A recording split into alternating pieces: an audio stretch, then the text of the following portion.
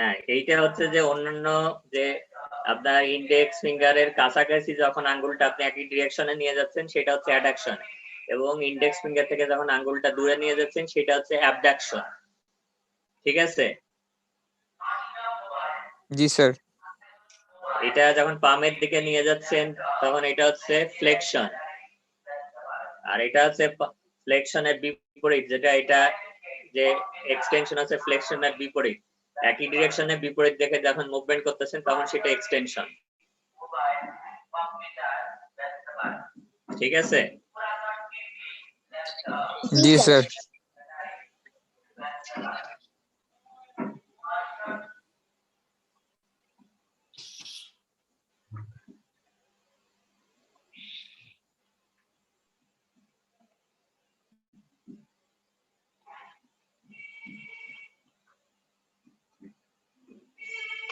এরপর হচ্ছে মেটাকার্পোফ্যালেঞ্জিয়াল joint. মেটাকার্পোফ্যালেঞ্জিয়াল joint এখানে যে বোনস গুলো আছে, মেটাকার্পাল বোনস এবং ফ্যালেঞ্জেসের মাঝখানে যে জয়েন্টটা হয়, এখানে between the heads of the metacarpal bones and the bases of the proximal phalanges, এটা হচ্ছে সাইনোভিয়াল কন্ডাইলয়েড জয়েন্ট। এখানেও ক্যাপসুল থাকে, এখানেও সাইনোভিয়াল মেমব্রেন থাকে, এবং মেটাকার্পোফ্যালেঞ্জিয়াল জয়েন্টে যে লিগামেন্ট গুলো থাকে, এখানে পামার লিগামেন্ট থাকে এবং কোলাটারাল লিগামেন্ট থাকে। এখানে এইটা হচ্ছে মেটাকার্পোফ্যালেঞ্জিয়াল জয়েন্ট, এটাতে নিচের দিকে থাকে হচ্ছে পামার লিগামেন্ট অথবা যেটাকে পামার প্লেট বলে, আর সাইডের দিকে থাকে হচ্ছে কোলাটারাল লিগামেন্ট। আমি কি বললাম বুঝা গেল?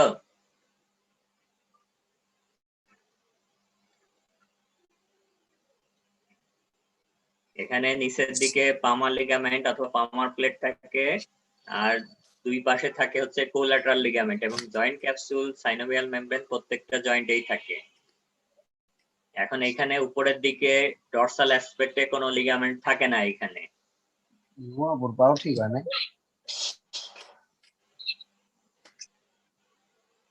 আমার কথা কি শোনা যাচ্ছে? জি স্যার। এখন এই মেটাকার্পোফ্যালেঞ্জিয়াল জয়েন্টে যে মুভমেন্ট গুলো হয়, flexion, extension, abduction, addiction. Flexion এটা হচ্ছে লাম্ব্রিকালস মাসেল, ইন্টারঅসে মাসেল। লাম্ব্রিকালের ইন্টারঅসে মাসেলের কথা মনে আছে? যে হ্যান্ড মাসেলের সময় বলা হয়েছিল মনে হয়, যে হ্যান্ডের যে ইন্ট্রিনসিক মাসেল থাকে, যে মাসেল গুলো হ্যান্ডের যে বোনস গুলো সেখানে উৎপত্তি হয়, সেখানে ইনসারশন নেই, সেগুলোকে বলা ইন্ট্রিনসিক মাসেল, এবং সেই মাসেল গুলোর ভিতরে লাম্ব্রিকাস এবং ইন্টারঅসে মাসেলের কথা বলা হয়েছিল। সেই মাসেল গুলো হচ্ছে ফ্লেকশন এর সাথে সম্পর্কিত, যে lumbricals and interossei assisted by flexor digitorum superficialis and flexor digitorum profundus. তারপর হচ্ছে এক্সটেনশন, এটা হচ্ছে extensor digitorum, extensor indicis and extensor digiti minimi দিয়ে হয়। অ্যাবডাকশন যেটা হচ্ছে যে, এটা হচ্ছে অ্যাবডাকশন, এই যে যেটা হচ্ছে যে মিড লাইন থেকে সরে যাওয়া, আর মিড লাইনের কাছাকাছি সেটা হচ্ছে অ্যাডাকশন, যে ইন্ডিভিজুয়াল প্রত্যেকটা যখন হচ্ছে যে, এটা হচ্ছে অ্যাডাকশন, এটা হচ্ছে abduction. Movement away from the mid line of the third finger is performed by dorsal interossei, আর movement toward the mid line of the third finger is performed by palmar interossei, যেগুলো হচ্ছে abduction এবং addiction হিসাবে বলা হয়। এটা খুব বেশি ধরবেন, আপনার সবচেয়ে এখানে ধরবে হচ্ছে যে থাম্বের ওইটাই হচ্ছে মেইনলি এখানে জিজ্ঞাসা বেশি করা হয়। এরপর হচ্ছে ইন্টারফ্যালেঞ্জিয়াল জয়েন্ট। ইন্টারফ্যালেঞ্জিয়াল জয়েন্ট হচ্ছে প্রক্সিমাল ইন্টারফ্যালেঞ্জিয়াল জয়েন্ট আর হচ্ছে ডিস্টাল ইন্টারফ্যালেঞ্জিয়াল জয়েন্ট। এটার হচ্ছে ভ্যারাইটি হচ্ছে সাইনোভিয়াল জয়েন্ট আর হিন্স ভ্যারাইটি জয়েন্ট। এখানে যে প্রক্সিমাল ইন্টারফ্যালেঞ্জিয়াল জয়েন্ট কি কি দিয়ে ফর্মেশন হয় সেটা সবাই জানেন, যে are formed by the articulation between the heads of the proximal phalanges and bases of the middle phalanges. Our distal interphalangeal joints are formed through the articulation between the heads of the middle phalanges and the bases of the distal phalanges. আর থাম্বের এখানে শুধুমাত্র একটা ইন্টারফ্যালেঞ্জিয়াল জয়েন্টই থাকে, এখানে proximal distal আলাদাভাবে কোনো ইন্টারফ্যালেঞ্জিয়াল joint এখানে নামকরণ করা হয় না, এখানে ইন্টারফ্যালেঞ্জিয়াল জয়েন্ট নামেই নামকরণ করা হয়। এখন এই জয়েন্ট গুলোতে যেটা হচ্ছে যে প্রত্যেকটা ইন্টারফারেন্সিয়াল জয়েন্টে জয়েন্ট ক্যাপসুল থাকে, সাইনোভিয়াল মেমব্রেন থাকে, এবং এখানেও যে লিগামেন্ট থাকে, এখানেও পামার লিগামেন্ট থাকে আর হচ্ছে কোল্যাটারাল লিগামেন্ট থাকে।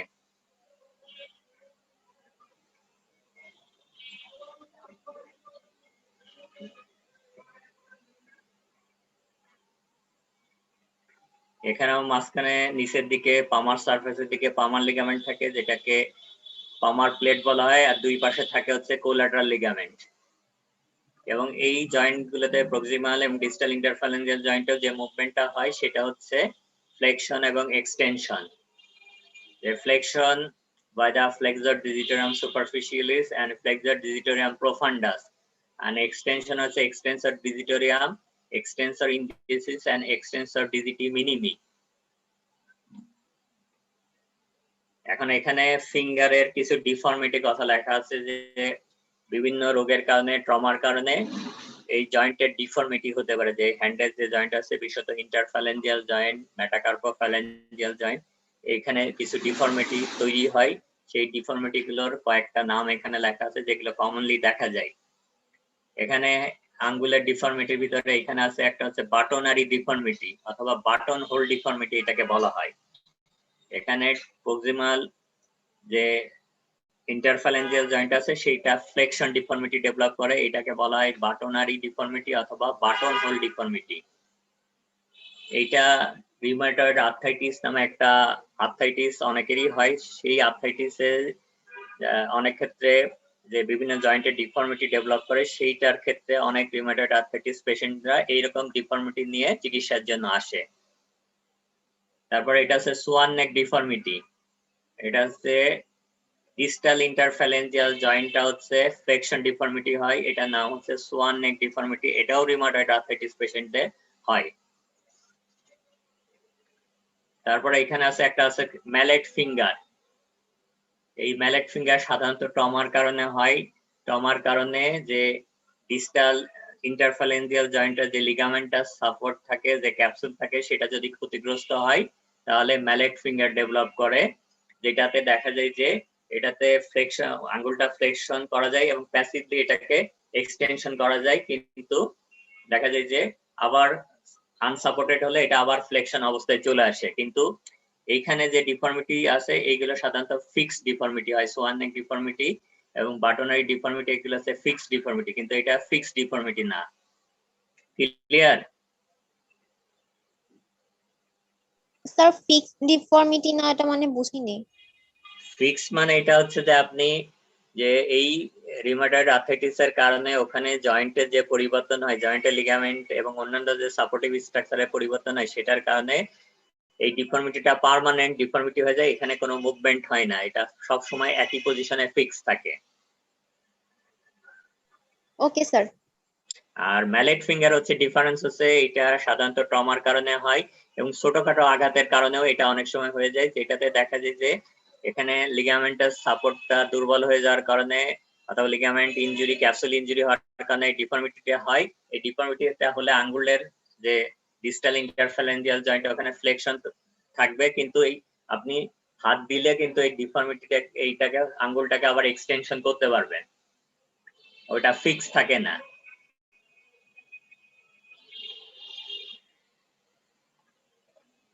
আর এখানে আরো দুই একটা জিনিস দেওয়া আছে, যেমন এখানে যে অনেক পেশেন্টের বিশেষত বলা আর্থ্রাইটিস পেশেন্ট অনেকেরই রিস্ট জয়েন্টে কিছু ডিফর্মিটি নিয়ে আসে। অনেকে এখানে যেমন অনেক পেশেন্টের রিস্ট জয়েন্ট রেডিয়াল ডেভিয়েশন থাকে। তারপর অনেক পেশেন্টের দেখা যায় হ্যান্ডে আলনার ডেভিয়েশন থাকে, যে এইরকম হাতের এইরকম হাতের পরিবর্তনগুলো নিয়ে অনেকে চিকিৎসার জন্য আসে।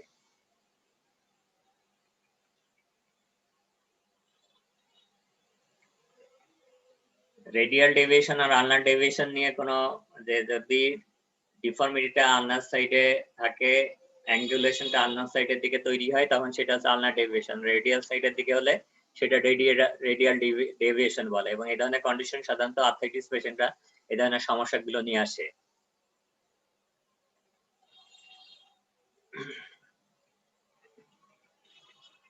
তাহলে এখানে কারো কোনো কোশ্চেন আছে কিনা বলেন?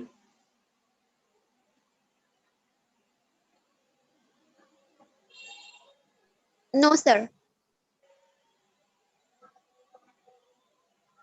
এখন আমি একটা জিনিস, এটা অ্যানাটমিক্যাল সিনাপ বক্স ওই দিন কি বলছিলাম আমি?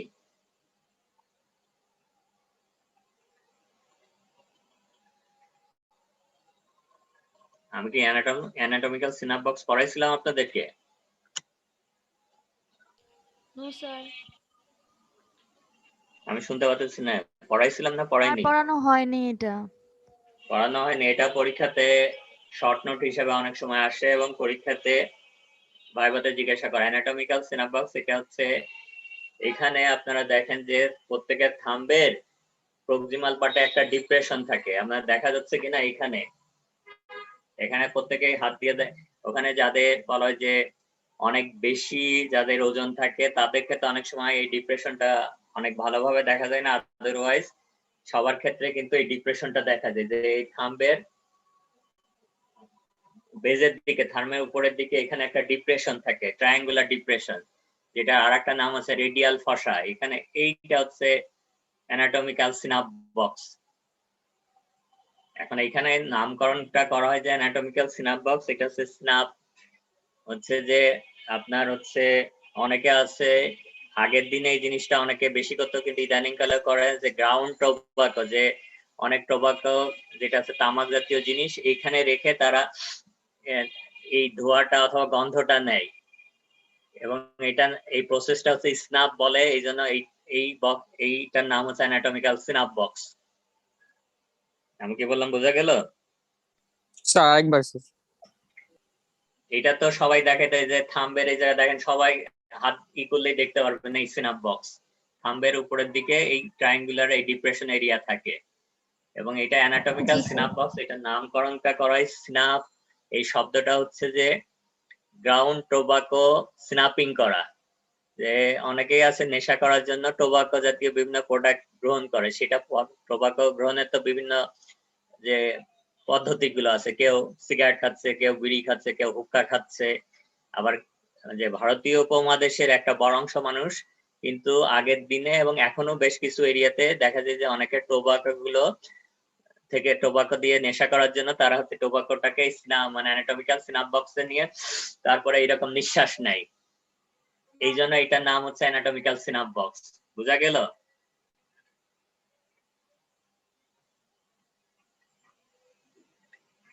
এখানে লেখা আছে, in the past this depression was used to hold snuff ground tobacco before inhaling via the nose, hence it was given the name snuff box. কি বোঝা গেল?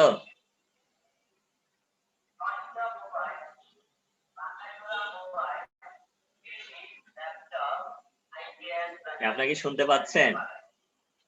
জি স্যার। জি স্যার। এখন অ্যানাটমিক্যাল সিনাপ বক্স, এটাকে রেডিয়াল ফসা নামেও ডাকা হয়, is a triangular depression found in the lateral aspect of the dorsum of the hand. It is located at the level of the carpal bones and the base seen when the thumb is extended. থামকে extend করার সময় এটা খুব ভালোভাবে বোঝা যায়। এবং আমি অ্যানাটমিক্যাল সিনাপ বক্স আর একটা ইসের সময় যে আপনাদের যখন স্কাফয়েড ফ্র্যাকচারের কথা বলছিলাম তখন অ্যানাটমিক্যাল সিনাপ বক্সের কথা বলছিলাম, যে স্কাফয়েড ফ্র্যাকচার হলে আপনি কেউ যদি পড়ে যায় এবং হাতের উপর পড়ে যাওয়ার সময় হাতের উপর মানে যে পজিশনটাকে অথবা সে ব্যালেন্স মেইনটেইন করার জন্য যে হাতটাকে সে গ্রাউন্ডের উপর দেয়, তখন দেখা যায় অনেকের স্কাফয়েড ফ্র্যাকচার হয়। এখন ফ্র্যাকচারটা আপনি ক্লিনিক্যালি বুঝতে পারবেন কিভাবে? এই অ্যানাটমিক্যাল সিনাপ বক্সের এখানে যদি আপনি চাপ দেন তাহলে পেইন অনুভব করবে, যাদের ফ্র্যাকচার হয় তাদের ক্ষেত্রে পেইন অনুভব করে তারা, তখন বোঝা যায় যে হয়তো ওখানে স্কাফয়েড ফ্র্যাকচার অথবা ট্রাপিজিয়াম ফ্র্যাকচার হতে পারে, তখন তাদের এক্সরে করে দেখা হয়। এখন অ্যানাটমিক্যাল সিনাপ বক্সের বাউন্ডারি কি কি স্ট্রাকচার দিয়ে এই অ্যানাটমিক্যাল সিনাপ বক্সটা তৈরি হয়?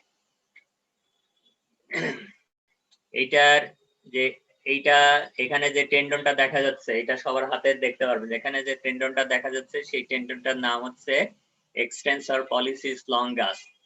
আর এখানে আছে দুইটা টেন্ডন, এখানে একটা আছে এক্সটেন্সর পলিসিস ব্রেভিস আর একটা আছে অ্যাবডাক্টর পলিসিস লঙ্গাস। আমি কি বললাম বোঝা গেল? এখানে আছে এই দুইটা টেন্ডন হচ্ছে এইটা এক্সটেন্সর পলিসিস লঙ্গাস আর এক্সটেন্সর পলিসিস ব্রেভিস আর অ্যাবডাক্টর পলিসিস লঙ্গাস, এইটার মাঝখানে হচ্ছে এইটা হচ্ছে সিনাপ বক্স। তাহলে টেন্ডন তো দেখাইতে পারবেন। জি স্যার। এটা হচ্ছে এক্সটেন্সর পলিসিস লঙ্গাস আর নিচের দিকে হচ্ছে দুইটা টেন্ডন থাকে, এক্সটেন্সর পলিসিস ব্রেভিস আর এইটা হচ্ছে অ্যাবডাক্টর পলিসিস লঙ্গাস। তারপরে এটার ফ্লোরটা তৈরি হয়েছে কার্পাল বোনস দিয়ে, কার্পাল বোনের ভিতরে স্ক্যাফয়েড আর নিচের দিকে থাকে হচ্ছে ট্রাপিজিয়াম, আর এটা রূপ তৈরি হয় স্কিন ফাসা দিয়ে, সুপারফিশিয়াল ফাসা দিয়ে। তাহলে বাউন্ডারি ক্লিয়ার। এখন এইখানে আরেকটা জিনিস, এইখানে যে আমি দুইটা টেন্ডনের কথা বললাম যে অ্যাবডাক্টর পলিসিস লঙ্গাস আর এক্সটেন্সর পলিসিস ব্রেভিস, এই টেন্ডনটা প্রত্যেকটা টেন্ডনের বাইরের দিকে তার শীট থাকে, যেটা হচ্ছে টেন্ডন শীট বলা হয়। এইখানে যে দুইটা টেন্ডন থাকে extensor policies Brevis abductor policies longus, এই টেন্ডন দুইটার বাইরে যে টেন্ডন শীট থাকে সেই টেন্ডন শীটে অনেকের ইনফ্লামেশন হয় এবং সেই কন্ডিশনটাকে স্পেশাল একটা নামে ডাকা হয়, সেটার নাম হচ্ছে ডি কুয়েরভাইন টেনোসাইনোভাইটিস। নামটা মনে থাকবে?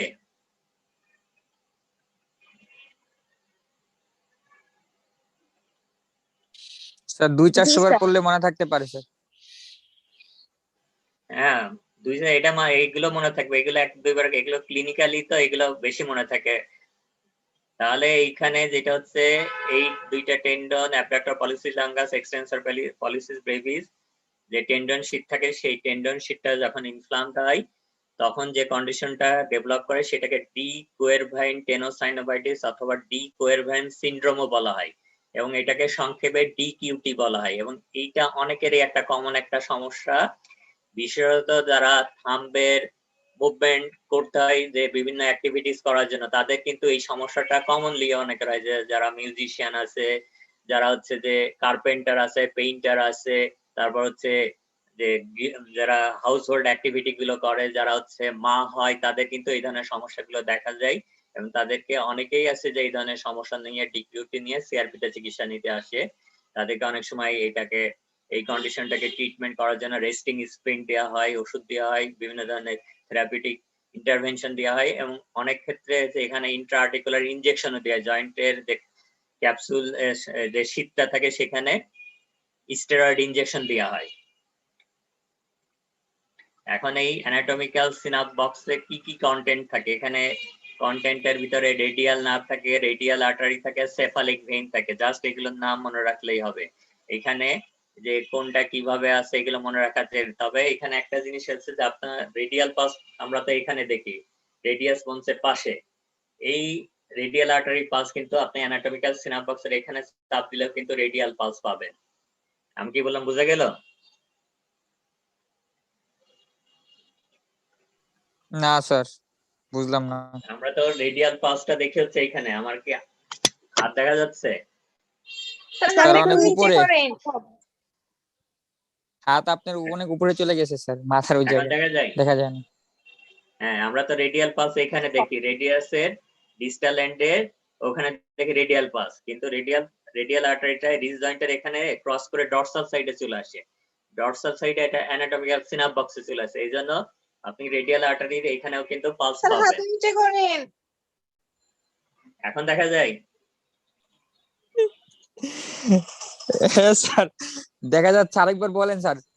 যখন বলেন স্যার তখন উপরে উঠে যায়, সমস্যা হলেই স্যার। হ্যাঁ, আমরা তো এখন দেখা যাচ্ছে। জি স্যার। নরমালি রেডিয়াল পাস তো আমরা দেখি হচ্ছে কোন সারফেসের দিকে? ফ্লেক্সর সারফেসের দিকে, মানে পামের দিকে দেখি, যে যেটা ডিস্টাল এন্ড অফ দ্য রেডিয়াসের ওই জায়গায় দেখি, কিন্তু রিজ জয়েন্টের এখানে রেডিয়াল আর্টারিটা ক্রস করে এই অ্যানাটমিক্যাল সিনাপ বক্সে চলে আসে। এই জন্য হচ্ছে যে অ্যানাটমিক্যাল সিনাপ বক্সেও আপনি রেডিয়াল পাবেন হাত দিলে। স্যার বুঝা গেল? পাই না তো। হ্যাঁ, স্যার পাই না। পান না? তাহলে ঠিক মতো দিতে পারতেছেন না। আমি তো পাই। জি স্যার, পাচ্ছি। এটা অবশ্যই পাওয়া যাবে, এটা না পাওয়ার কিছু নেই। যদি কারো অনেক বেশি এখানে যদি ফ্যাট না থাকে স্কিনের নিচে তাহলে পাওয়া কোনো অসম্ভব কিছু না। স্যার আমার শরীর ভরে হাড্ডি, কোনটা যে কি স্যার এটাই বুঝতেছি না। জি স্যার আমারও। কোনটা?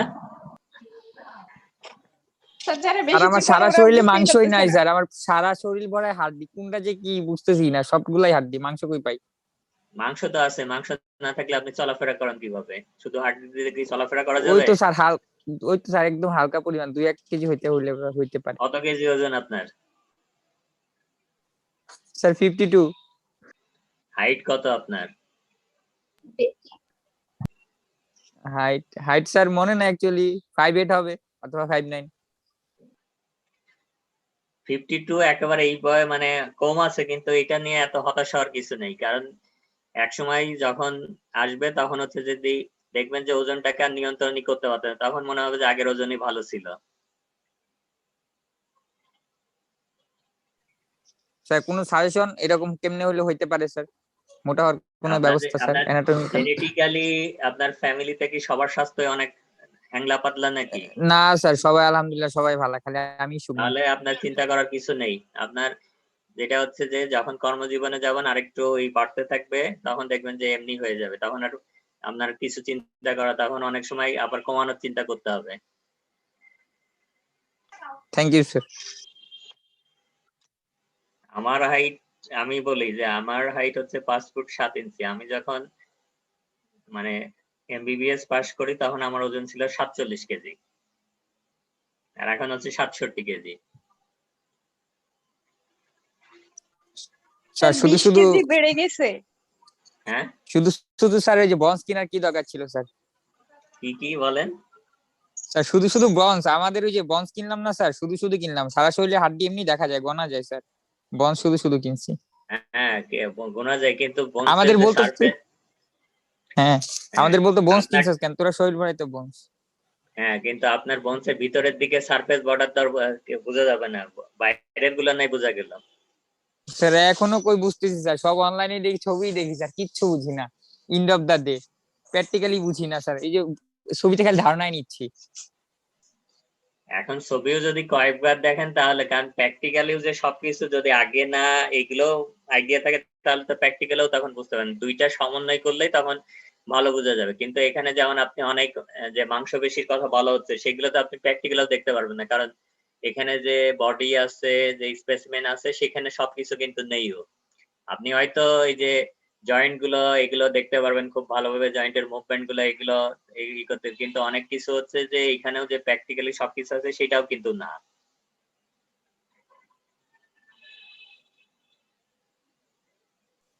জি স্যার, জি স্যার, পড়তে হবে স্যার, জীবনে পড়াশোনা ছাড়া পড়তে কিচ্ছু হবে, নেই। পড়ার কোনো বিকল্প নেই এখানে, পড়ার কোনো বিকল্প, যে যত বেশি পড়তে পারবে মনে রাখতে পারবে সে তত বেশি রিপ্রোডিউস করতে পারবে। এখানে শুধু মেধা খাটাইলে লাভ নেই, যে আমি না পড়ে রিপ্রোডিউস করবে, এটা সম্ভাবনা নেই একেবারেই।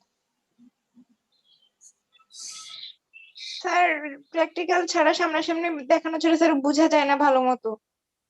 হ্যাঁ, এটাতে স্যার তো কিছু লিমিটেশন আছে, কারণ এখানে তো আপনি চাইলে তো আপনি যে ভিউ গুলো দেখানো হবে সে 2 ডাইমেনশন 3 ডাইমেনশনাল ভিউ না হলে আপনি অনেক কিছু বুঝতে পারবেন না। স্যার এটা যদি আমরা ত্রিমাত্রিক, প্র্যাকটিক্যালি ধরে ধরে এই যে হাড় গুলো, বোনস গুলো যে কিনছিলাম ওগুলা দেখে দেখে পড়লে, দেখে পড়ার পরে পড়লে বেশি পড়াটা হ্যাঁ মনে থাকে দেখে না, পড়লে ইফেক্টিভ বেশি অনেক হতো না? মনে থাকবে, এটা হ্যাঁ এটাই তো। স্যার, এবং এটাই একবার পড়লে প্যারা মনে হয়ে থাকবে যাচ্ছে না, এখন। কয়েকবার পড়তে হবে, এবং ডিসকাশন, গ্রুপ ডিসকাশন করে পড়লে অনেক বেশি মনে থাকে। লাইব্রেরি ওয়ার্ক তো এখন হয় না স্যার, বাসায় বসে বসে তার কত ওয়ার্ক, অন্য ওয়ার্ক হয়ে যায় স্যার, বসলেই 4-5 জন স্যার গল্প শুরু হয়ে আছে। আর সবাই তো এক ডিপার্টমেন্ট, সবাই তো অনেক না দূরে না, গ্রামে গল্প থাকে, কেউ শুরু থাকে হয় অনেক দূরে। এটা ধারণা ঠিক না, গল্প তো করুন, গল্পের ভিতরেও পড়া যায়।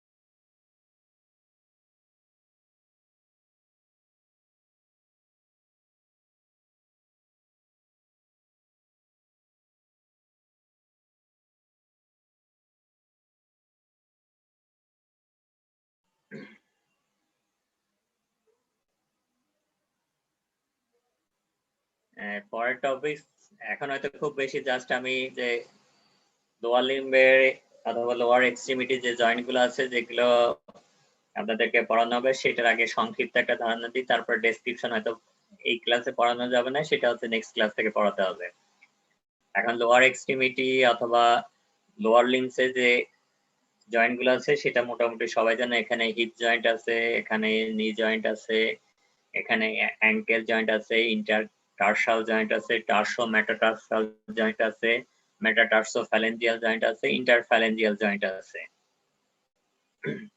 এখন এই জয়েন্ট গুলো যেগুলো বলা হচ্ছে পরীক্ষার কথা চিন্তা করলে সবচেয়ে বেশি হিপ জয়েন্ট এবং নি জয়েন্ট এই দুইটা পরীক্ষাতে অনেক বেশি আসে। এর বাইরে অ্যাঙ্কেল জয়েন্ট কিছু কিছু ক্ষেত্রে আসতে পারে। অন্যান্য জয়েন্ট গুলো সাধারণত রিটেনে খুব বেশি আসে না, হয়তো ভাইভাতে জিজ্ঞাসা করতে পারে। এখন হিপ জয়েন্ট যেটা হচ্ছে যে হিপ জয়েন্ট যদি আজকে পুরোটা হয়তো নাও হতে পারে, তারপর চেষ্টা করি যে হিপ জয়েন্ট এটা সবাই জানেন যে এটা হচ্ছে one type of synovial joint, যেটা ball and socket type of synovial joint. এবং এখানে এই হিপ জয়েন্টেও মুভমেন্ট বিভিন্ন মুভমেন্ট হয়, ওয়াইড রেঞ্জ অফ মুভমেন্ট হয়, যেখানে flexion, extension, abduction, adduction, medial rotation, lateral rotation, circumduction এই মুভমেন্ট গুলো হয়। এখন এই মুভমেন্ট গুলো শোল্ডার জয়েন্টের ক্ষেত্রেও হয়, সেটা বলা হয়েছিল। এখন শোল্ডার জয়েন্ট সাথে এখানে অ্যানাটমিক্যালি এখানে যে বোনগুলো দিয়ে জয়েন্ট হচ্ছে সেখানে কিছুটা ভিন্নতা আছে, এবং ওই জয়েন্টে ওখানে জয়েন্ট ক্যাভিটি যেটা ছিল বিশেষত যে গ্লেনয়েড ক্যাভিটি যেটা ছিল সেটা ছিল শ্যালো, আর এখানে যে ক্যাভিটিটা আছে যেটা অ্যাসিটাবুলাম বলা হচ্ছে, সকেট যেটা বলা হচ্ছে সেটা হচ্ছে ডিপেন্ড, যেটা যার কারণে এই জয়েন্টটা তুলনামূলকভাবে অনেক বেশি স্টেবল জয়েন্ট বলা হয় শোল্ডার জয়েন্টের তুলনায়। কারণ শোল্ডার জয়েন্টে বলা হয়েছিল এটার স্টেবিলিটি কম থাকে, ওখানে যে বনি সারফেস যেটা থাকে, লিগামেন্ট এবং অন্যান্য সবকিছু মিলে যে শোল্ডার জয়েন্ট হচ্ছে মানে বেশি ভালনারেবল থাকে হচ্ছে ডিসলোকেশন আর সেই তুলনায় হিপ জয়েন্ট ডিসলোকেশন তুলনামূলকভাবে কম হয়।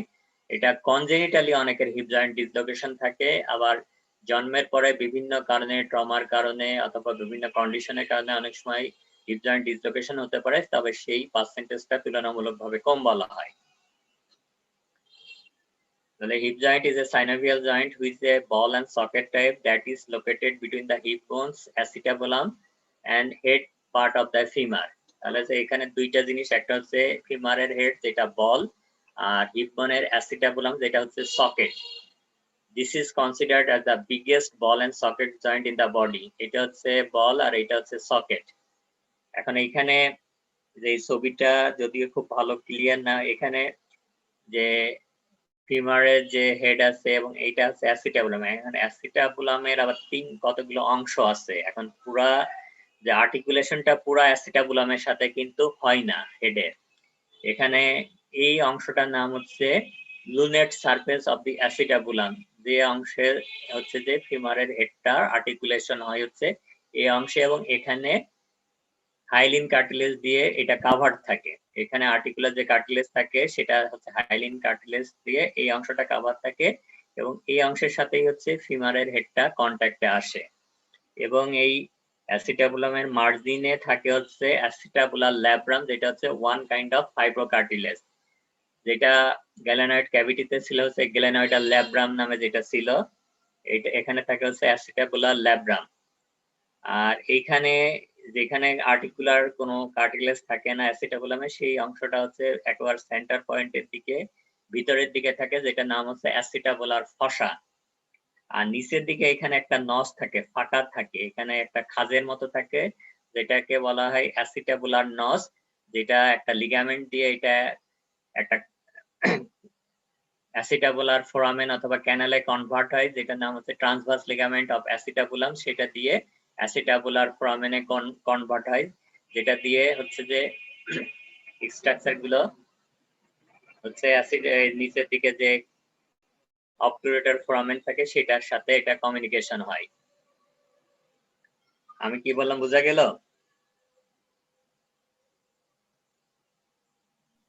স্যার নসটা আরেকবার একটু বলেন। নসটা হচ্ছে যে এইখানে ফাঁকা থাকে, এখানে তো লিগামেন্ট দেখা যাচ্ছে, এখানে আপনি যখন ফাঁকা থাকে তখন সেটাকে বলা হয় অ্যাসিটাবুলার নস। আর এটা যখন লিগামেন্ট দিয়ে এটা কানেক্টেড হয়ে যাচ্ছে তখন ওই নসটা তখন একটা ক্যানেল অথবা ফোরামেনে কনভার্ট হয়ে যাচ্ছে, তখন সেটার নাম হচ্ছে অ্যাসিটাবুলার ফোরামেন। ক্লিয়ার? জি স্যার। এইরকম এখানে যেমন এইটাতে এই যে হিপবোনের পিছনের দিকে এখানে গ্রেটার সাইটিক নস থাকে, একটা লিগামেন্টে যখন কনভার্ট হয়ে যায় তখন এইটার নাম গ্রেটার সাইটিক ফোরামেন হয়। তারপর নিচের দিকে এখানে আরেকটা থাকে যেটার নাম হচ্ছে লেজার সাইটিক নস, সেটা যখন লিগামেন্ট দিয়ে এটা ফোরামেনে কনভার্ট হয় তখন এটাকে লেজার সাইটিক ফোরামেন বলে।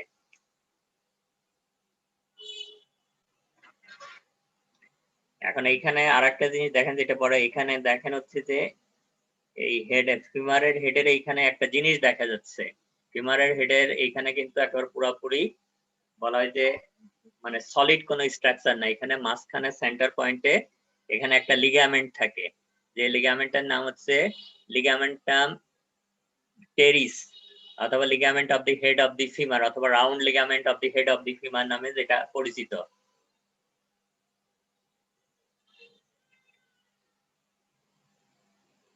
এই লিগামেন্টটা হচ্ছে অ্যাসিটাবুলামের সাথে এই লিগামেন্টটা অ্যাসিটাবুলামের সাথে যুক্ত থাকে এবং এই লিগামেন্টের এর ভিতরে এই লিগামেন্টটা একটা ব্লাড ভেসেলকে ইনসার্কেল করে রাখে।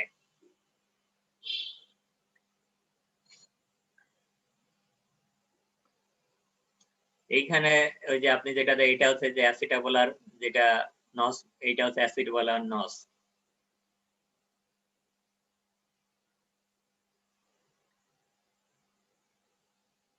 এখন এখানে যেটা বললাম যে হিপ জয়েন্টে এখানে সাইনোভিয়াল জয়েন্টের মতো এখানে জয়েন্ট ক্যাপসুল থাকে, এখানে যেটা থাকে সাইনোভিয়াল মেমব্রেন থাকে। এখন এখানে জয়েন্ট ক্যাপসুলটার অ্যাটাচমেন্টটা একটু মনে রাখবে, এখানে জয়েন্ট ক্যাপসুলের অ্যাটাচমেন্টটা একটু ভিন্নভাবে থাকে, যেটা হচ্ছে যে এটা একটু মনে রাখতে হবে যে ক্যাপসুলটা it is connected anteriorly to the intertrochanteric line. Intertrochanteric লাইনের কথা মনে আছে কিনা আমি শিওর না, মনে আছে? না স্যার। না স্যার। ফিমারে তো দুইটা টকেন্টার থাকে, একটা থাকে গ্রেটার টকেন্টার আর একটা হচ্ছে লেজার টকেন্টার, এটা তো মনে আছে? জি স্যার। এই গ্রেটার টকেন্টার জি এবং স্যার। লেজার টকেন্টারের যে ডিমার্কেশন পয়েন্ট, যেটা জাংশন পয়েন্ট, সেটা হচ্ছে ইন্টারটকেন্টারিক লাইন, যেটা সামনের দিকে থাকে ফিমারের, আর পিছনের দিকে থাকে ইন্টারটকেন্টারিক ক্রেস্ট, যেরকম খাজের একটা হচ্ছে সেলফের মতো একটা বনি প্রজেকশন থাকে, যেটাকে বলা হয় ইন্টারটকেন্টারিক ক্রেস্ট, যেটা গ্রেটার টকেন্টার এবং লেজার টকেন্টারকে পিছনের দিকে কানেক্ট করে। ক্লিয়ার? জি স্যার। এখন এটা হচ্ছে ক্যাপসুলটার ভিন্নতা হচ্ছে এটা সামনের দিকে ইন্টারটকেন্টারিক লাইন বরাবর এটা অ্যাটাচ থাকে, কিন্তু পিছনের দিকে ইন্টারটকেন্টারিক ক্রেস্ট অ্যাটাচ থাকে না। ইন্টারটকেন্টারিক ক্রেস্ট থেকে মিডিয়াল সাইডে 1 সেন্টিমিটার দূরে এটা হচ্ছে অ্যাটাচ থাকে। তার মানে ইন্টারটকেন্টারিক ক্রেস্টের যে এখানে নেক অফ দি ফিমারের কিছুটা অংশ হচ্ছে ক্যাপসুলের বাইরে থাকে। ক্লিয়ার? স্যার আরেকবার একটু বলেন। তাহলে ফিমারের এটা দেখাইতে হবে, ফিমারের আমি বোনসটা দেখাই।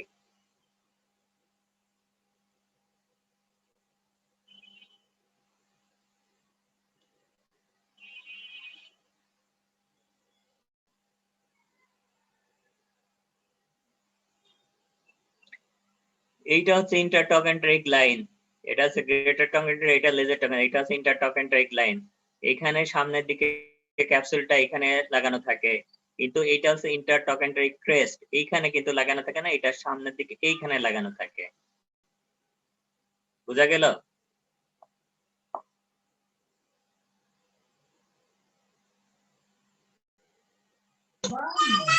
স্যার মাথার উপর বুঝতে দিয়েছে। পারছেন? হ্যাঁ, মাথার উপর দিয়েছে স্যার। বুঝছেন না বোঝেননি সেটা বলেন। স্যার বুঝি নাই। বুঝতে নাই। বুঝেন না? ক্যাপসুলটা তো ক্যাপসুলের এক অংশ তো অ্যাসিটাবুলামের মার্জিনে লাগানো থাকে, মানে ফিমার হিপ বোনের অ্যাসিটাবুলার যে মার্জিন থাকে সেই মার্জিনে লাগানো থাকে হচ্ছে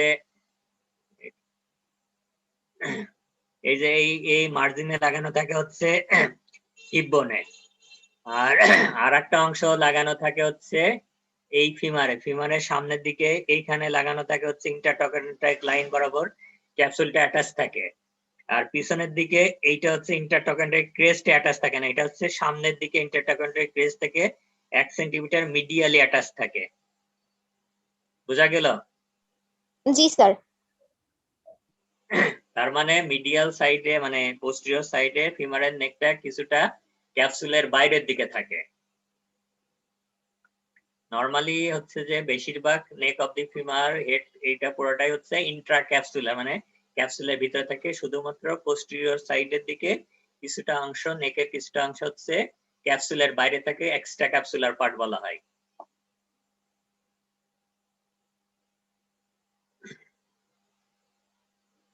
এখন এই ক্যাপসুলের একটা বিশেষত্ব আছে যে capsule is থিকার anterosuperiorly and posterior inferiorly, it is thin and loosely connected.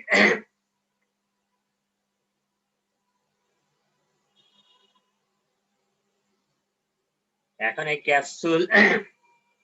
ক্যাপসুলের ভিতরের দিকে তো সাইনোভিয়াল মেমব্রেন থাকে, সেটা তো সবাই জানেন যে ক্যাপসুলের বাইরের দিকে যে আর্টিকুলার যে ক্যাপসুল থাকে বাইরের দিকে ফাইব্রাস ক্যাপসুল থাকে, আর ভিতরের দিকে থাকে হচ্ছে সাইনোভিয়াল মেমব্রেন। এখন এখানে কি কি জয়েন্ট থাকে, জয়েন্ট দিয়ে আজকে শেষ করে যে এখানে হিপ জয়েন্টের যে জয়েন্ট ক্যাপসুল লিগামেন্ট গুলো থাকে, এই লিগামেন্ট গুলো জয়েন্টের স্টেবিলিটির ক্ষেত্রে সবচেয়ে গুরুত্বপূর্ণ ভূমিকা পালন করে। যে জয়েন্ট স্টেবল থাকে, জয়েন্ট যে মুভমেন্ট গুলো করতেছে সেটা জয়েন্ট যদি আনস্টেবল হয়ে যায় তাহলে এই মুভমেন্ট গুলো ঠিকমতো হবে না, আপনি তখন এই জয়েন্টে বিভিন্ন ফিজিক্যাল অ্যাক্টিভিটিস গুলো সেগুলো করা সম্ভব হবে না, তারপর বডির পজিশন ব্যালেন্স মেইনটেইন করা সম্ভব হবে না। এখন এই লিগামেন্ট গুলো দুই ভাবে থাকে, কিছু লিগামেন্ট থাকে ইন্ট্রা ক্যাপসুলার মানে ক্যাপসুলার ভিতরে, আর কিছু লিগামেন্ট থাকে হচ্ছে এক্সট্রা ক্যাপসুলার, যেগুলো লিগামেন্ট গুলো থাকে হচ্ছে ক্যাপসুলের বাইরের দিকে। এখন ইন্ট্রা ক্যাপসুলার লিগামেন্টের ভিতরে আছে ligament of the head of the femur, যেটা আমি বললাম যে round ligament of the head of the femur বলা হয়, লিগামেন্টাম টেরিস নামে ডাকা হয়। সেই লিগামেন্টটা হচ্ছে হেড অফ দি ফিমারে যে লিগামেন্টটা থাকে, যেটা আগে দেখালাম সেটা হচ্ছে ওই লিগামেন্টটা। এইটা হচ্ছে ligament of the head of the femur, এটা ইন্ট্রাক্যাপসুলার লিগামেন্ট, যেটা আর একটা অংশ লাগানো থাকে হচ্ছে অ্যাসিটাবুলামে। আর তারপরে ইন্ট্রাক্যাপসুলার লিগামেন্ট থাকে হচ্ছে transverse ligament of the acetabulum, এইটা হচ্ছে ইন্ট্রাক্যাপসুলার লিগামেন্ট। তারপর হচ্ছে গ্লেনয়েডাল এই অ্যাসিটাবুলার ল্যাব্রাম, এই তিনটা স্ট্রাকচার হচ্ছে ইন্ট্রাক্যাপসুলার লিগামেন্ট নামে এগুলোকে ডাকা হয়। আর এক্সট্রা ক্যাপসুলার লিগামেন্ট যেটা জয়েন্ট ক্যাপসুলের বাইরে থাকে, সেখানে যে লিগামেন্ট গুলো থাকে সেই লিগামেন্টের ভিতরে আছে ইলিওফিমোরাল লিগামেন্ট, পিউবোফিমোরাল লিগামেন্ট, ইসচিওফিমোরাল লিগামেন্ট, যেটা নামের সাথেই যেটা সম্পর্কে। ইলিওফিমোরাল মানে হচ্ছে যে হিপনের যে ইলিয়াম আছে সেটার সাথে ফিমারের সংযুক্তি করা এই লিগামেন্ট। পিউবোফিমোরাল হচ্ছে হিপনের পিউবিসের সাথে ফিমারের অ্যাটাচ করে, আর ইসচিওফিমোরাল হচ্ছে হিপনের ইসচিয়াম যেটা থাকে সেটার সাথে ফিমারের যে কানেকশন হয় যে লিগামেন্ট দিয়ে, সেটা হচ্ছে ইসচিওফিমোরাল লিগামেন্ট। এটা হচ্ছে পিউবোফিমোরাল লিগামেন্ট, এটা হচ্ছে ইলিওফিমোরাল লিগামেন্ট, আর এটা হচ্ছে ইসচিওফিমোরাল লিগামেন্ট। এই তিনটা লিগামেন্টই হচ্ছে এক্সট্রা ক্যাপসুলার লিগামেন্ট।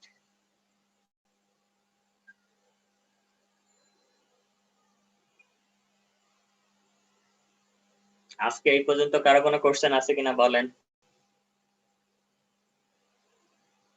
স্যার এই টপিকটা থেকে কিরকম কোয়েশ্চেন হতে পারে? এই টপিকস এখনো পড়ানো হয়নি, এটা সাধারণত যেটা পরীক্ষাতে আছে ডেসক্রিপশন আসতে পারে, সরাসরি ডেসক্রাইব দ্য হিপ জয়েন্ট এরকম প্রশ্ন আসতে পারে, অথবা শর্ট নোট হিসেবে হিপ জয়েন্ট আসতে পারে সাধারণত।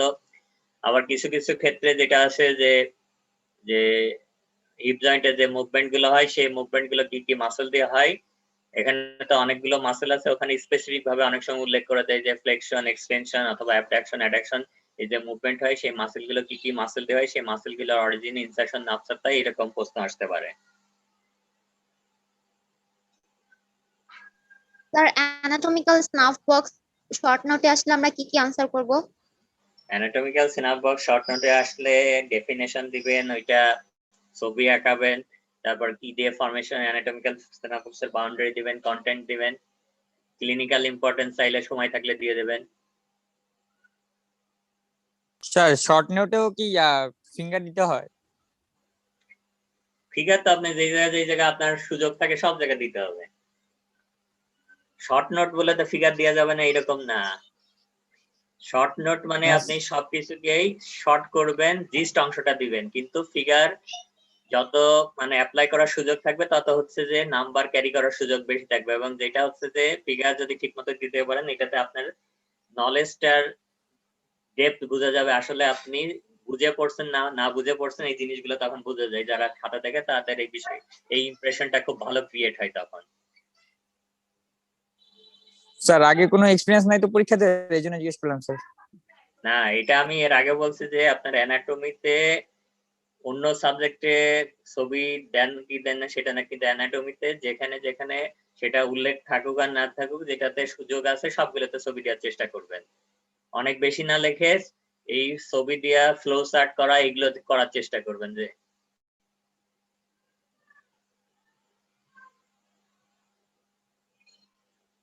স্যার ক্লাসিফিকেশন আসলে কি আমরা ছক করে ক্লাসিফিকেশন দিব?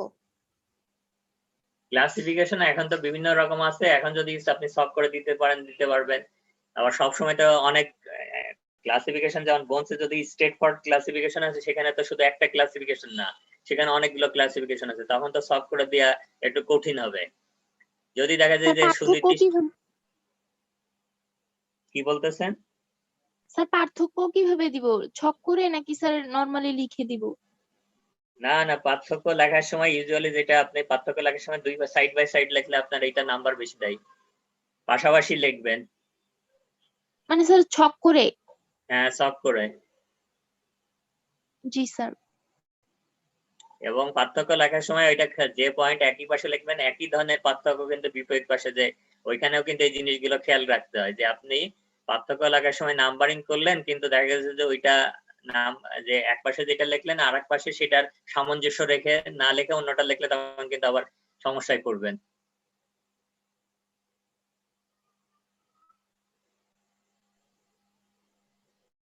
স্যার আমাদের একটু সিলেবাসটা দিয়ে দিলে ভালো হতো না স্যার, একটু আগে রাখতে পারতাম। কি বলতেছেন আমি বুঝতে পারলাম না। স্যার আমাদের সিলেবাসের কথা বলছে, সিলেবাসটা দিলে স্যার Syllabus এ সেশনালের তো জন্য আপনাদের- সিলেবাস দিয়ে দেন।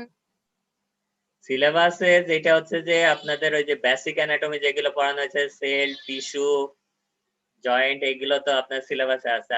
আর স্পেসিফিক্যালি আপনার এই যে মাসেল গুলো আছে, মাসেলস অফ দ্য ট্রাঙ্ক, যে muscles of upper Lim, lower Lim, তারপর মাসেলস অফ দ্য ফেস, এগুলো আর জয়েন্ট, এগুলো হচ্ছে আপনাদের সিলেবাস আছে। এর বাইরে আপনাদের সিলেবাস মনে হচ্ছে যে আপনাদের জুলাই মাসে পরীক্ষার আগে শেষ করে দিয়ে যাবে, মানে শুধুমাত্র প্র্যাকটিক্যাল অংশ ছাড়া। স্যার স্যার জয়েন্ট এত তো পড়তে তাড়াতাড়ি পড়তে শেষ করা লাগবে না স্যার, একটু দেরিতেই শেষ করাই। না, ওইটা যদি স্যার তাড়াতাড়ি সিলেবাসটা কি স্পেসিফিক তাড়াতাড়ি করে দিলে শেষ হইতো না করলে স্যার? যেটা সুবিধা, আবার প্র্যাকটিক্যালে কিছু তখন এখানে পড়ানোর পরে যখন প্র্যাকটিক্যাল করেন তখন তাহলে সুবিধা হবে আপনাদের। স্যার স্যার সিলেবাস সিলেবাস একটু তো শেষ কমাই দিলে হইলো, ভালো আমাদের হয়। সিলেবাস শেষ হলো স্যার, আমাদের থাকতে হবে না মাথায় কিছু? মাথায় তো অনেক পড়া, অত পড়া কেমনে পড়বো? একটু শর্ট করে অনেক দেন। পড়া স্যার না বোর্ড এগুলো, ছাড়া কিছুই পড়া যাচ্ছে না। আপনাদের মনে হচ্ছে অনেক পড়া, যখন একসাথে পরীক্ষা দেবেন তখন তো আরো মাথার ভিতরে, এই জন্য আগে থেকে তো পড়তে হবে। আগে স্যার থেকে এই জন্য তো নিয়মিত না সিলেবাসটা পড়লে- চাচ্ছি স্যার, একটু শর্ট করে সিলেবাসটা দিয়ে দেন স্যার, হালকা দুই একটা আমি টপিক শর্ট পড়ে করে স্যার। এই আপনার এই পরীক্ষায় আমি না শর্ট করে দিলাম, কিন্তু ভার্সিটি পরীক্ষায় তো শর্ট করে আপনি পার পাবেন না। স্যার স্যার একটু সেশনালের হেল্পফুল জন্য আপনি হলেই বলতেছি, পারবে স্যার। অল্প না দিয়ে না, দিন। আমি আপনাকে বলি যে আপনাদের টার্ম পরীক্ষা অথবা সেশনাল পরীক্ষা হয় সেখানে আপনাদের সাজেশন দিয়ে দেওয়া যাবে, সেটাতে সমস্যা নেই, কিন্তু ভার্সিটি পরীক্ষায় কিন্তু আমি যতটুকু জানি এটা সিআরপি থেকে কেউ অ্যানাটমির কোর্সেন করে না, অ্যানাটমি ফিজিওলজি কোর্সেন সব ঢাকা থেকে করে। স্যার তাহলে কি আমরা সাজেশনে যে সারা বই পড়ে যাবো স্যার, একটু সাজেশন টাজেশন পাবো না স্যার?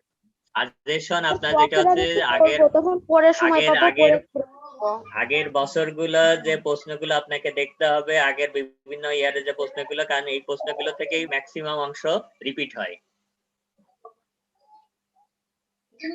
স্যার রিপিট তো আমরা হইলো, তারপরে সেশনালের তো জন্য টপিক। বলতেছি, সেশনালের জন্য কারণ স্যার আপনি সাজেশন সুনির্দিষ্ট করছে। সাজেশন দিয়ে দেখলেন একবার ওইগুলো পড়ে গেলেন, তখন আপনি লিখতে পারবেন কিনা সেই গ্যারান্টি তো কেউ দিতে পারবে না, এজন্য হচ্ছে আপনাকে তো এখন পড়তে হবে। এতগুলো তো আমরা কিছুই পড়তে পারতেছি না স্যার, কোনগুলো এইটা স্যার আপনার কিছু না যেটা পড়ার হচ্ছে যে চাইতে আপনার এইটা হচ্ছে সবারই এই আতঙ্ক ভয় থাকে, কিন্তু পরীক্ষার সময় তো সবাই ভালো পরীক্ষাই দেয় মোটামুটি দুই একজন ছাড়া।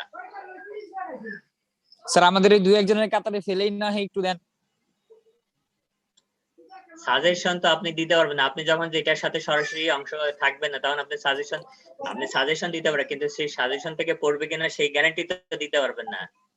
সাজেশন তো দেয়া যায়, কিন্তু সাজেশন মানে তো আপনার পরীক্ষায় আসবে সেটার কোনো নিশ্চয়তা না। আচ্ছা স্যার, সাজেশন না হইলো স্যার সিলেবাস একটু শর্ট করে দিয়ে দেন, এই সিলেবাসের পরীক্ষাতে পরীক্ষা আসবে। এইটা যেটা এটা দেন হচ্ছে যে অন্তত আমি আপনাদের ইন্টারনাল পরীক্ষার জন্য দিতে পারবো, কিন্তু এক্সটার্নাল পরীক্ষাতে কি আসবে সেটা তো আমি বলতে পারবো না। বলতে পারবো যেগুলো পড়ানো হচ্ছে তার ভিতর থেকে হয়তো আসবে, কিন্তু 100% আসবে কিনা সেটা বলা খুব কঠিন। স্যার অ্যানাটমি শীট তো অনেকগুলা। আপনারা এখনো শীত তো আপনাদের তো তাও কম পড়া, আবার অর্ধেকের বেশি অংশ তো সেকেন্ড ইয়ারে পড়বেন। স্যার কোনটা যে online-এ কখন ভালো করবো স্যার বোঝা এটাই যাচ্ছে তো না বুঝি স্যার না স্যার। এভাবে। স্যাররা বলে এটা তোমাদের সেকেন্ড ইয়ারে কাজে লাগবে, এটা থার্ড ইয়ারে কাজে লাগবে, স্যার ফার্স্ট ইয়ারে কি এখন কাজে যেটা লাগবে এটাই জানি না। না আপনারা যেটা ফার্স্ট ইয়ারের সিলেবাসে যেটা আমি সংক্ষিপ্ত যে জিনিসগুলো আছে সেখানে বললাম যে এখানে বেসিক অ্যানাটমি আছে, গ্রস অ্যানাটমি যেটা হচ্ছে বললাম সেল, টিস্যু, তারপরে বোনস, জয়েন্ট, মাসেল এর ওভারঅল ডেসক্রিপশন এইগুলো আছে। এর বাইরে আপনাদের সিলেবাসে ফার্স্ট ইয়ারের সিলেবাসে joints and muscles of the trunk, upper extremity, lower extremity এবং যে ফেশিয়াল মাসেল এইগুলো আছে, এর বাইরে আর কিছু নেই। স্যার এই জিনিসটা একটু লিখিত দিলে স্যার আমাদের ভালো হতো স্যার। এই সমুদ্র দেখলে স্যার এমনি সমুদ্র দেখলে মনে হয় আমি পারবো না, ঢেউ তলায় না, যাবো ওই স্যার। একটু সমুদ্র খাল হইলে স্যার সিলেবাস পাড়ি দেখলে দেওয়ার তো অবস্থা থাকে স্যার। ওই সিলেবাসের আপনাদের, তাহলে ওই সিলেবাসের ইটা তো আপনাদের না, ওইটা আপনার ডিপার্টমেন্টে আছে, তাহলে আপনি আপনাদের ম্যাডামকে বলে দেবো আপনাদের কাছে পাঠিয়ে দিবে, ঠিক আছে? স্যার আমরা খুবই একটু ডিপ্রেস স্যার, জলদি একটু জলদি সিলেবাস দিয়েন পাইলে তো স্যার। একটু হেল্পফুল হয় স্যার। একটু ডিপ্রেস স্যার থাকার কিছু নেই, একটু দয়া করেন স্যার, প্রত্যেক একটু হেল্প মানুষের করেন স্যার। ডিপ্রেশনে ভোগার কোনো কিছুই নেই। আপনি যত বেশি এটারে মাথার উপর এটার বোঝা চাপাবেন তাহলে তত বেশি আপনি অস্বস্তি বোধ করবেন, কারণ এটা হচ্ছে যে আপনার রিল্যাক্স থাকতে হবে কিন্তু নিয়মিত পড়তে হবে। রিল্যাক্স এখন যদি অনিয়মিত পড়েন, পরীক্ষার আগে 2-4 দিন পড়ার চেষ্টা করেন তাহলে কিন্তু কভার করতে পারবেন না। স্যার অনেক স্যার এই বোঝার জন্যই চেষ্টা করি স্যার, কিন্তু তাও প্রবলেম হয়। তারপরও স্যার প্রবলেম আমাদের হবে, কাছে এই এটা কি টপিকটা টোটালি নিউ স্যার। তো এই জয়েন্ট স্যার এই যে নামগুলা পড়তেই স্যার দাঁত পড়ে যায় জয়েন্ট, স্যার। মাসেল। এই যে শীট দেখে স্যার উচ্চারণই করতে হয় না এখন স্যার, এই যে ট্রান্সলেট করে করে পড়তে হয় স্যার। তাও যদি আপনি একটু সিলেবাসটা শর্ট করে দেন তাও স্যার ইচ্ছা জাগে। এই বৃষ্টির মধ্যে স্যার সবাই ঘুমাচ্ছে, আমরা কষ্ট করে ক্লাস করতে স্যার, সব স্টুডেন্ট। তা বুঝেন স্যার আমাদের কত ডেডিকেশন পড়ার প্রতি। হ্যাঁ, ডেডিকেশন তো আছে, ডেডিকেশন না থাকলে কেউ অনলাইনে ক্লাস দীর্ঘদিন ধরে করার চেষ্টা করা খুব কঠিন। স্যার আমাদের ডিপার্টমেন্ট দেখবেন, পিটি ডিপার্টমেন্ট অলওয়েজ সর্বদাই ক্লাসে জয়েন থাকে। আজকে একটু কম স্যার বৃষ্টি ওয়েদারের জন্য, তারপর একটু আগে ছিল স্যার 41 জন ছিল। সবাই অনেক হ্যাঁ, যেটা হচ্ছে যে পড়াশোনার প্রতি অনেক মনোযোগী তা স্যার। তো আপনাদের পার্সেন্টেজ দেখে ইদানিং তাহলে কমে যাচ্ছে, কিন্তু আপনাদের সিনিয়র বা ওনাদের তো প্রায় নিয়ার অ্যাবাউট 100%ই থাকে। স্যার সিনিয়ররা তো বুঝে, আগ্রহ থাকে স্যার, আমাদের তো স্যার কিছু নামই চিনি না স্যার, এইটা হলো মেন সমস্যা স্যার। হ্যাঁ, সমস্যা এটা হবে, আমি আপনাদেরকে বলে দিই, এই সমস্যা ফার্স্ট ইয়ারে সবারই হয়। আপনার সবার মনে হয় যে আমি মহাসাগরের ভিতর পড়ে আছি, আমি হাবুডুবু খাচ্ছি, আমি কি করব, এরকম হয়। অনেকে এরকমও দেখা যায় যে অনেকে কোর্স ছেড়ে চলে যাইতেছে, এইরকম অনেকের ভিতরে এরকম আছে। কিন্তু দেখা যায় শেষ পর্যন্ত যারা পড়তে থাকে, নিয়মিত পড়তে থাকে, খুব বেশি পড়ার নাই, দেখা যায় যে তারা পরীক্ষাতেও ভালোই করে এবং তাদের ভিতরে দেখা যায় যে বেশিরভাগই ভালো করে। হয়তো 2-1 জন খারাপ করে, কিন্তু বেশিরভাগই কিন্তু ঠিক মতোই পাশ করে, ভালো নম্বর পেয়েই পাশ করে। এই জন্য হচ্ছে হতাশায় ভোগার কিছু নেই।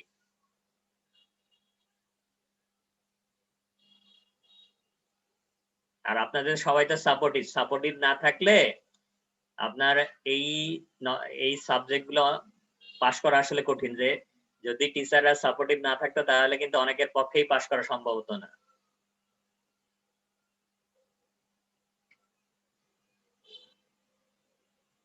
এই জন্য জি স্যার। হতাশায় ভোগার কারণ নেই, নিয়মিত পড়তে থাকেন। অনেক বেশি পড়ার দরকার নেই, আর খুব বেশি চিন্তা করার দরকার নেই। পরীক্ষা যখন আসবে তখন চিন্তা করেন। আর এখন পড়তে থাকেন, যে নিয়মিত পড়েন, যাতে রেগুলারে পড়লে মনে থাকবে। কিছু কিছু পড়তে থাকেন, অনেক বেশি একটানা পড়ার দরকার নেই। স্যার সেশনালের জন্য কিছু শর্ট করে স্যার সিলেবাসটা দিয়ে হ্যাঁ, দিলে ওইটা ভালো হতো। সেশনালের জন্য শর্ট করে দেওয়া হয়েছে। সেশনালে তো ডেট দেয়নি, ডেট দিচ্ছে আপনাদের স্যার আগস্টে না না হলে স্যার। সেপ্টেম্বরে হবে এরকম বলছে। আগস্ট অনেক দেরি হয়, আগস্টের আগেই আমি দিয়ে দিব। স্যার জুন আমাদের আমাদের পুরো তো course-ই পড়ালেখাই হবে বাকি স্যার। স্যার, আগে আগে দিলে পরীক্ষাই ভালো হবে। হয়। হ্যাঁ ওইটা দিয়ে দাও, ওটা যদি 3 ঘন্টার পরীক্ষা হয় 3 ঘন্টাতে তো আপনাদের প্রশ্ন আসে হচ্ছে 16টা কোশ্চেন আসবে, ওইখানে হয়তো আমি 25টা এরকম দিয়ে দেবো, ওর ভিতর থেকেই দিব সেশনাল পরীক্ষাতে। স্যার নেক্সট ক্লাসে একটু দিয়ে দিলে ভালো হয় স্যার। না নেক্সট ক্লাসে দেওয়া যাবে না, আগে আপনাদের আরেকটু করার পরে, কারণ এর পরে তো কিছু টপিক থাকবে সেগুলো থেকেও তো প্রশ্ন ওখানে আসবে। এই জয়েন্টটা লোয়ার লিম্বের জয়েন্টটা শেষ হওয়ার পরে আমি দিয়ে দেবো। স্যার সেশনাল এক্সাম কি 3 ঘন্টাতেই Okay, sir. হয়? সেশনাল পরীক্ষা এটা ডিপার্টমেন্টের উপর নির্ভর, 3 ঘন্টা হতে পারে, 2 ঘন্টা হতে পারে, 1 ঘন্টা হতে পারে, এটা নির্ভর করবে মানে স্যার আমি বলছি ডিপার্টমেন্টের ডিসিশনের একটার উপর। কি পরীক্ষা হবে সেশনাল পরীক্ষা? তবে 3 ঘন্টা হওয়ার সম্ভাবনাই বেশি, কারণ আপনারা তো ভার্সিটির পরীক্ষা দেননি, এই জন্য অভিজ্ঞতাটা তো আপনাদেরকে নিতে হবে। জি স্যার, আমরা তো কোনো পরীক্ষাই দেইনি, ক্যাম্পাসে মাত্র 1 মাস ছিলাম। না ওই জন্য যে আপনার সেশনাল পরীক্ষা যদি 3 ঘন্টা না নেন, কারণ তাহলে আপনি ভার্সিটি পরীক্ষার যে সময় কিভাবে করবেন, সেটা ম্যানেজ করবেন, কিভাবে করবেন সেটা কিন্তু করতে পারবেন না যদি 1 ঘন্টা পরীক্ষা দেন। এই জন্য আমার পরামর্শ থাকবে 3 ঘন্টার পরীক্ষা দেওয়ার।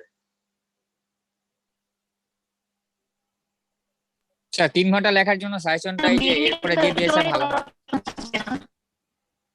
হ্যাঁ এটা এই যে লোয়ার লিম্বের জয়েন্ট গুলো পড়ানোর পরে আমি একটা শর্ট সাজেশন দিয়ে দেব। স্যার সেশনালের 1 মাস আগে আমাদের জানাই দিন। আপনার 1 মাস যদি আগস্টে পরীক্ষা হয়, এটা জুনের শেষের দিকে আমি জানাই দিব। Okay sir. ঠিক আছে, তাহলে ভালো থাকেন, সুস্থ থাকেন আপনারা। আসসালামু আলাইকুম স্যার। আসসালামু আলাইকুম স্যার।